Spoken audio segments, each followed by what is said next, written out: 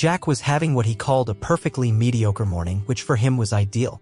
The coffee was strong enough to wake the dead, the sun was lazily stretching its rays across his sprawling property, and his loyal dog, Trigger, was snoring under the porch. Life was good, or at least as good as it could be for a retired sniper who had traded war zones for peaceful farmland. But peace doesn't last long when you live next to a homeowners association HOA run by Karen.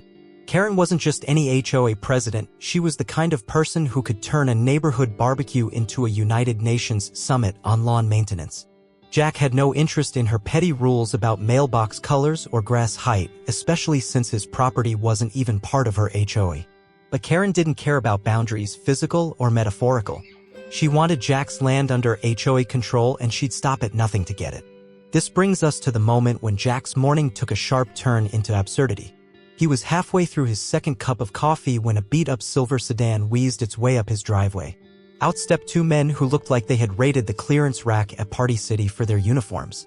One wore sunglasses so large they could double as satellite dishes, and the other had a badge that suspiciously resembled something from a child's toy set. "Good morning, sir," said Sunglasses, puffing out his chest like he was auditioning for a cop drama. "We're here on behalf of the HOA Enforcement Unit."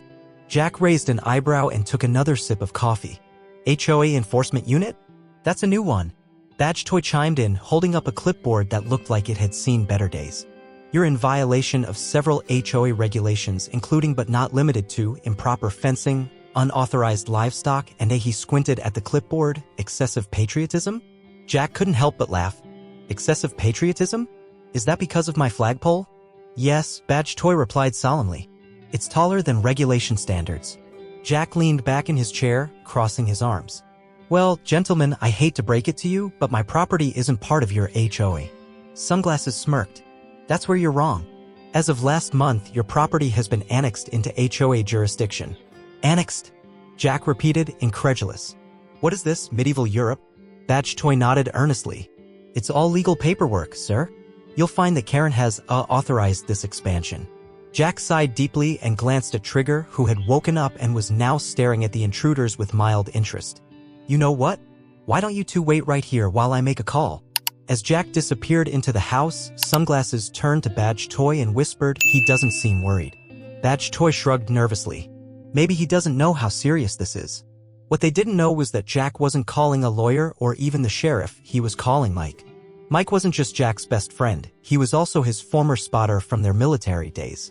While Jack had retired to farm life, Mike had taken up residence in Jack's guest room after deciding city life wasn't for him anymore. And today, Mike happened to be upstairs cleaning his prized possession, a sniper rifle so precise it could hit a fly at 500 yards. "Mike," Jack said calmly over the intercom system they'd rigged up for moments like these. "We've got company." "Company?" Mike replied, already peering through his rifle scope from an upstairs window. "HOA cops," Jack explained. Mike chuckled darkly. "You want me to scare them off?" "Not yet," Jack said with a grin.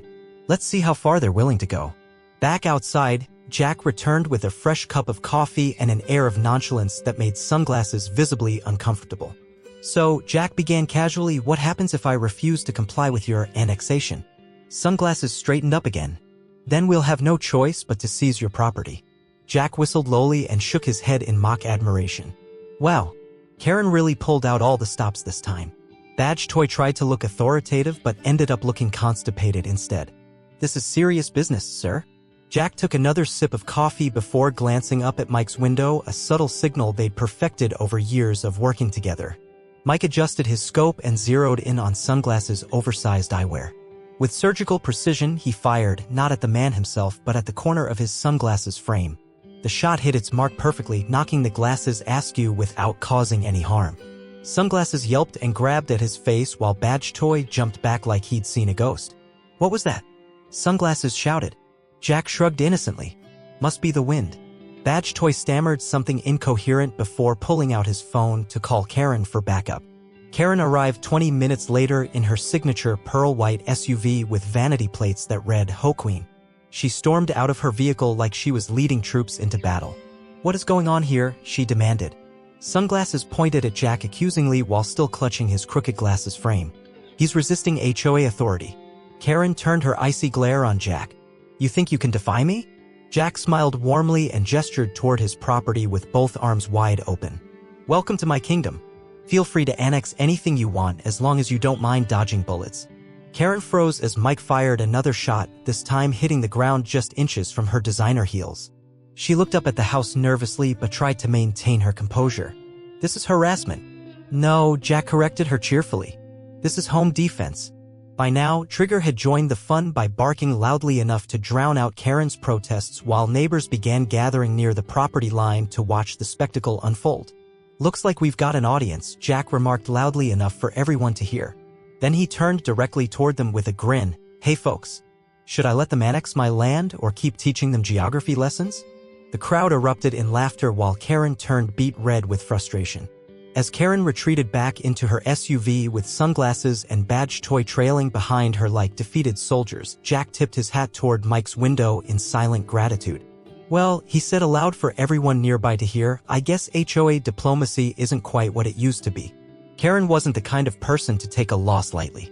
To her, losing to Jack was like losing a chess match to a toddler, unthinkable, humiliating, and definitely something she'd blame on everyone but herself. As her pearl-white SUV screeched out of Jack's driveway, she vowed revenge.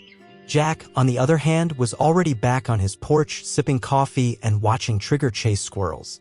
To him, Karen's antics were just another chapter in the HOA soap opera he'd been unwillingly cast in. But Karen wasn't done. No, she was just warming up.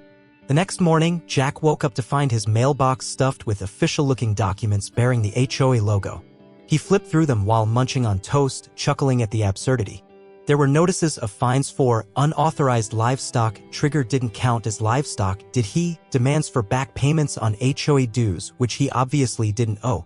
And a particularly bold letter threatening legal action if he didn't repaint his barn to match the approved HOA palette. Approved palette? Jack muttered to himself. What is this, an art gallery? Mike wandered into the kitchen, still half asleep but alert enough to notice the stack of papers. What's all that? Karen's latest masterpiece, Jack replied, tossing the letters onto the counter. Apparently, my barn clashes with her vision for the neighborhood. Mike snorted. Her vision? Pretty sure her vision involves bulldozing your property and turning it into a parking lot for HOA meetings. Jack grinned. Well, she can dream all she wants. But I've got something better than dreams, I've got evidence. Jack wasn't just a retired sniper, he was also a meticulous planner. Over the years, he'd installed security cameras around his property, not because he was paranoid but because he enjoyed catching wildlife on film and occasionally using the footage to prank Mike. Now those cameras were about to serve a much higher purpose. That night, under cover of darkness, Karen and her merry band of HOA enforcers crept onto Jack's property like burglars in a bad heist movie. Armed with spray paint cans and bolt cutters, they set out to vandalize his barn and cut down his flagpole, a petty attempt to assert dominance over someone who clearly didn't care about their rules. Unfortunately for them, Jack's cameras caught everything. Karen tripping over a rake and landing face-first in mud, one of her cronies accidentally spraying paint on his own shoes, and another getting tangled in barbed wire while trying to sneak through the fence. It was comedy gold. The next morning, Jack reviewed the footage with Mike over breakfast. This is better than reality TV, Mike said between bites of cereal. You should sell tickets. Jack chuckled. I've got bigger plans. He spent the rest of the day compiling the footage into a highlight reel, complete with dramatic music and captions pointing out every embarrassing moment. By evening, he had uploaded it to YouTube under the title HOA Gone Wild, The Karen Chronicles. Within hours, it went viral. While Karen was busy dealing with public humiliation online and probably threatening to sue YouTube, Jack decided to take things up a notch. He filed a police report against her for trespassing and vandalism, attaching the video as evidence. The local sheriff, who had dealt with Karen's nonsense before, was more than happy to open an investigation. Karen received the news while hosting an emergency HOA meeting at her house, a meeting that quickly turned into chaos when attendees started asking questions about her involvement in the viral video. Is it true you fell into mud? One neighbor asked. Karen glared at him. That's irrelevant. What about the guy who sprayed his own shoes? Another chimed in. That never happened. Karen snapped, but she knew she was losing control. Meanwhile, Jack was enjoying his newfound internet fame. Comments poured in from people all over the country. This is why I'll never join an HOA. Jack is my spirit animal. Karen deserves an Oscar for worst performance. Jack couldn't resist responding to some of them. Thanks for watching. Stay tuned for part 2, Karen versus Common Sense. Mike laughed so hard he nearly spilled his beer. You're gonna give her an aneurysm. That's not my problem, Jack replied with a shrug. Karen's next move was as predictable as it was desperate. She hired a lawyer, or at least someone who claimed to be one. The man who showed up at Jack's door looked like he just graduated from law school or maybe dropped out. He carried a briefcase that seemed empty and wore a suit 2 sizes too big. Good afternoon, fake lawyer began nervously. I'm here on behalf of Mrs. Karen, HOA president. Jack leaned against his doorframe, arms crossed. Let me guess, you're here to threaten me with legal action? Fake lawyer blinked rapidly like he hadn't expected Jack to call him out so quickly. Yes. Jack smirked. Well, good luck with that. He handed fake lawyer a copy of the police report and YouTube link before closing the door in his face. Karen's lawyer wasn't her only problem now. Neighbors were starting to turn against her too. The viral video had exposed her tactics for what they really were, bullying disguised as leadership. One neighbor, an elderly man named Bob, showed up at Jack's property with cookies as a peace offering. I never liked Karen, Bob admitted while munching on chocolate chip cookies with Jack and Mike. She fined me $50 once because my lawn gnome wasn't aesthetically pleasing. Jack laughed so hard Trigger started barking in confusion. Well, Jack said after catching his breath, you're welcome here anytime. By now, Karen was running out of options and allies. Her reputation was in tatters, her lawyer had quit, and even her own HOA board members were questioning her judgment. But Jack wasn't done yet. He sent copies of all his evidence, not just the video but also Karen's fake annexation documents, to every local news station he could think of. Within days, reporters were knocking on Karen's door asking questions she couldn't answer without incriminating herself further. As the story came to its explosive conclusion, Jack sat back on his porch with Mike and Trigger by his side, watching as Karen's empire crumbled under its own weight. You think she'll try something else? Mike asked. Jack shrugged casually before raising his coffee mug in triumph. If she does, I'll be ready. And just like that, Jack became not just a local legend but also an internet hero. And Karen? Well, let's just say she learned that messing with Jack was like poking a bear armed with cameras and sniper rifles. Karen didn't just lick her wounds after the public humiliation and police investigation. Oh no, she doubled down. If there was one thing Karen excelled at, it was turning a bad situation into an absolute disaster. While most people would have taken the hint and maybe a long vacation, Karen decided to go full scorched earth mode. She wasn't just going to win this battle, she was going to annihilate Jack. Or so she thought. Jack, meanwhile, was blissfully unaware of Karen's latest schemes as he spent his morning fixing a fence post that Trigger had knocked over during one of his squirrel-chasing escapades. For Jack, life was simple: coffee, chores, and the occasional HOA drama to spice things up. But as he hammered the last nail into place, he noticed something unusual: a drone buzzing overhead. Mike! Jack called out, waving his hammer like a lunatic. We've got incoming. Mike appeared on the porch, holding a sandwich in one hand and a pair of binoculars in the other. What is it this time? UFOs? Government surveillance? Or is Karen trying to spy on your grass height again? Jack pointed at the drone, which was now hovering suspiciously close to his barn. I'm betting it's option C.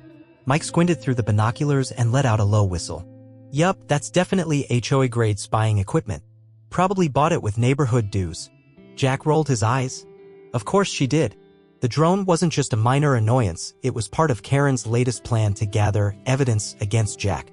She'd convinced herself that if she could catch him breaking some obscure rule, even one that didn't apply to him, she could finally take him down for good. What she didn't realize was that Jack had already spotted her game and he wasn't about to let her win. That night, while Karen and her cronies were likely plotting their next move over wine spritzers and passive-aggressive PowerPoint presentations, Jack and Mike were busy setting up their own counterattack. All right, Mike said, holding up a roll of duct tape and a can of spray paint. What's the plan? Jack grinned mischievously. We're going to give her something to look at. The two spent hours rigging up what could only be described as a masterpiece of absurdity, a life-sized cardboard cutout of Jack wearing a cowboy hat and holding a sign that read HOA this. They positioned it in the middle of the field where Karen's drone loved to hover, complete with flashing Christmas lights around its edges for maximum visibility. But they didn't stop there. Oh no. Using an old RC car they'd found in the garage, they attached a small speaker that played random sound bites of Jack's voice yelling things like, "Get off my property," and "Karen, you're trespassing again." The plan was simple: when the drone showed up, they'd activate their decoy and let Karen waste her time spying on what she thought was Jack having some kind of midlife crisis in his field. Sure enough, the next morning, the drone returned buzzing around like an oversized mosquito with delusions of grandeur. Jack and Mike watched from the porch as their decoy came to life. "Look at her," Mike said between sips of coffee. "She probably thinks she's James Bond right now." Jack chuckled. "More like Inspector Clouseau." The drone circled the decoy for nearly 20 minutes before finally retreating back toward Karen's house. Satisfied with their handiwork, Jack and Mike high-fived before heading inside to plan their next move. Meanwhile, Karen was fuming. The footage from her drone didn't show anything incriminating, just Jack standing in his field looking ridiculous, which she assumed was normal behavior for him. But she refused to believe he wasn't hiding something. Determined to escalate her campaign of harassment, Karen enlisted the help of her HOA board members, a group of equally petty individuals who shared her disdain for anyone who dared defy their authority. Together, they concocted a plan so ludicrous it could only have come from people with way too much free time on their hands. They would stage an emergency HOA inspection of Jack's property. The problem? Jack's property wasn't part of the HOA. The solution? Pretend it was anyway. A few days later, Jack was enjoying another quiet morning on his porch when he spotted a convoy of SUVs rolling up his driveway like they were on some kind of suburban safari.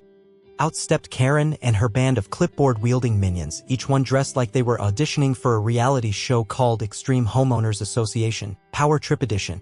Jack sighed deeply and set down his coffee mug. "Mike," he called out again. "We've got more company." Mike appeared in the doorway holding Trigger by the collar. "Let me guess, Karen brought reinforcements?" "Yup," Jack replied as he grabbed his phone to start recording. "This should be good."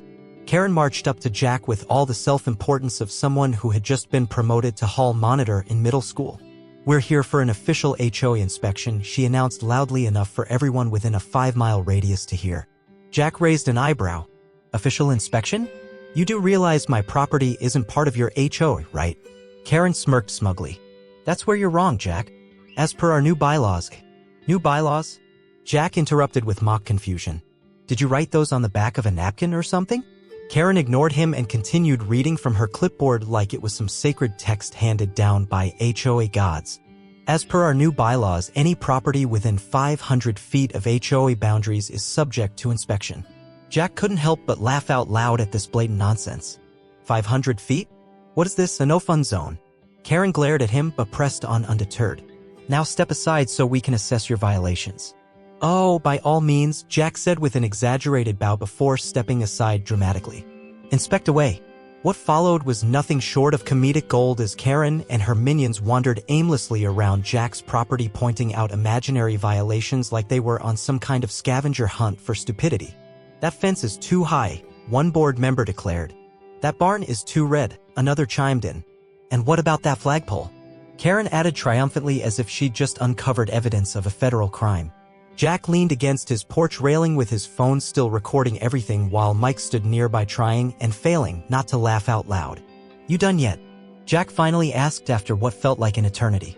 Karen turned back toward him with an air of smug satisfaction. "Oh no, we're just getting started." But before she could continue her tirade, 2 sheriff's deputies pulled into the driveway behind them, lights flashing but sirens mercifully silent.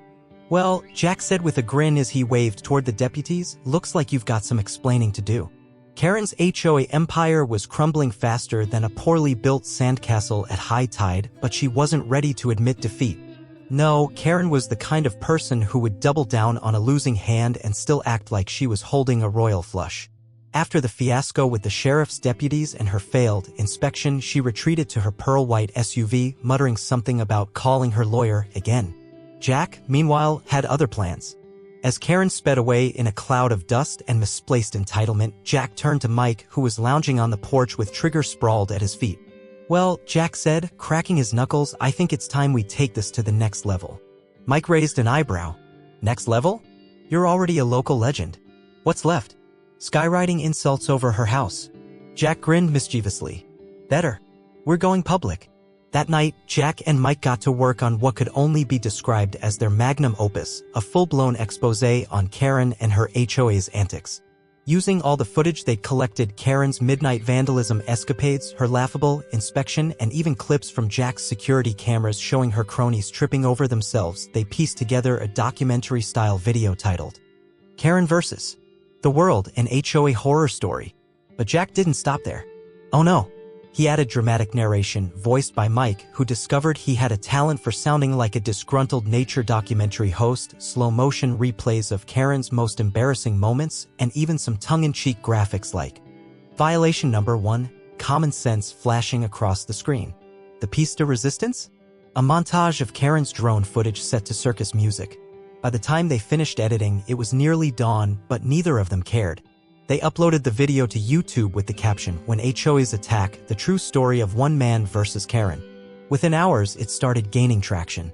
Comments rolled in almost immediately. "This is better than Netflix. I'd pay good money to see Karen try to explain this in court. Jack for President 2024. Jack couldn't help but smile as he read through them. "Looks like people are enjoying our little masterpiece." Mike nodded approvingly. "I told you adding the circus music was genius." Meanwhile, Karen was having what could only be described as the worst day of her life. She woke up to dozens of texts and emails from neighbors and board members asking why her face was plastered all over YouTube and not in a good way. One particularly bold neighbor even sent her a link to the video with the message, "Is this why our HOA dues are so high?" Karen clicked on the link with trembling hands, only to be greeted by the sight of herself falling into a mud puddle in glorious high definition. As the circus music kicked in, she let out an ear-piercing scream that sent her cat bolting under the couch. "This is defamation," she shrieked at no one in particular. But deep down, Karen knew there was nothing she could do about it. The footage was real, and any attempt to sue Jack would only draw more attention to her antics. While Karen spiraled into damage control mode, which mostly involved yelling at her lawyer and stress-eating kale chips, Jack was busy basking in his newfound internet fame. News outlets picked up the story, dubbing him the sniper who took down an HOA tyrant. Local reporters showed up at his property for interviews, which he graciously gave while leaning against his flagpole like some kind of modern-day folk hero. "I'm just a guy trying to live my life," Jack told one reporter with a sly grin. But when someone tries to annex your property without permission, well, sometimes you've got to fight back. Mike watched from the porch, shaking his head in disbelief. "You're gonna end up on one of those daytime talk shows at this rate." Jack shrugged. "As long as they let me bring trigger." Karen's final attempt at retaliation came in the form of an emergency HOA meeting, one she billed as a chance to restore order and dignity to our community. She invited every homeowner within a 5-mile radius and even hired a caterer to provide finger sandwiches and sparkling water, because nothing says serious business like tiny sandwiches. But when she stood up to give her opening speech, she was met with blank stares and more than a few stifled laughs. It turned out most of the attendees had already seen Jack's video and were only there for the free food. "Ladies and gentlemen," Karen began, clutching her clipboard like it was a lifeline, "we are under attack by forces that seek to undermine everything this HOA stands for." Someone in the back snickered loudly. Karen glared in their direction before continuing. "This is not just about one man refusing to follow rules, it's about preserving our way of life." At that moment, Bob, the elderly neighbor who had brought cookies to Jack, stood up. "With all due respect," Bob said loudly enough for everyone to hear, "your way of life seems pretty miserable." The room erupted into applause as Karen's face turned beet red. Back at Jack's property, he and Mike were watching a live stream of the meeting while sharing a bag of popcorn. "Bob's my new hero," Mike said between mouthfuls. Jack nodded solemnly. "We should name something after him. Maybe the chicken coop." Trigger barked in agreement. By now, it was clear that Karen's reign of terror was over. The HOA board voted unanimously to remove her as president, though she stormed out before they could make it official, and several neighbors filed formal complaints about how their dues had been misused under her leadership. As for Jack, he became something of a local legend, not just for standing up to Karen but for doing it with style. His YouTube channel gained thousands of subscribers overnight as people clamored for more stories about his battles with bureaucracy. And because Jack wasn't one to disappoint his fans, he ended his latest video with a heartfelt message. "Thanks for watching, folks. If you enjoyed this saga, and let's be honest, who wouldn't, don't forget to like this video, share it with your friends, and hit that subscribe button for more tales from my little corner of chaos. And remember, never let anyone annex your property without a fight."